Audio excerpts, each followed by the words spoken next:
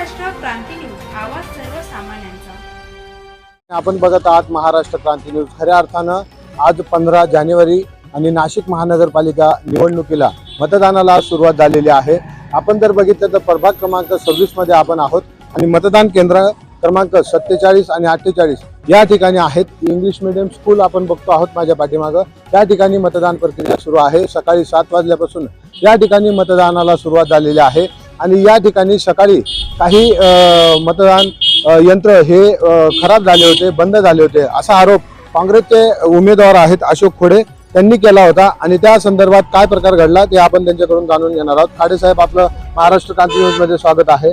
तुम्ही आरोप केलेला आहे की मतदान केंद्र बंद पडलेले आहे, नक्की काय कारण?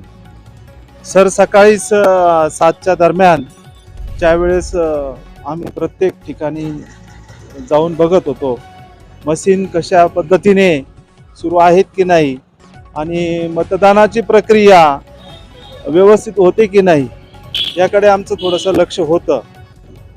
परंतु या ठिकाणी प्रोग्रेसिव्ह स्कूलमध्ये सकाळीच मतदानाला सुरुवात झाली। साधारण 2-4 मतदान झाले असतील। त्यानंतर अचानक मशीन बंद पडली। साधारण 1 तासभर मशीन बंद होते। आम्ही अधिकाऱ्यांशी बोललो, मशीन काय झालं, याला सुरू का होत नाही? त्यांनी सांगितलं का मशीनमध्ये बिघाड झालेला आहे आणि मशीन आम्ही दुसरे लावून मतदानाची प्रक्रिया सुरळीत करत आहोत, तरी आपण काळजी करू नये या पद्धतीने त्यांनी आम्हाला सहयोग दाखवला आणि त्यानंतर काही वेळात त्यांनी मशीन सुरू केले आणि आता मतदानाची जी प्रक्रिया आहे ती इथे सुरळीत चालू आहे। किती यंत्र बंद पडले होते काय माहिती? साधारण 1 यंत्र बंद पडलं होतं आणि त्याला आता इलेक्ट्रॉनिक असल्यामुळं काही बिघाड झाला असेल, परंतु त्यांनी तो सुरळीत केला।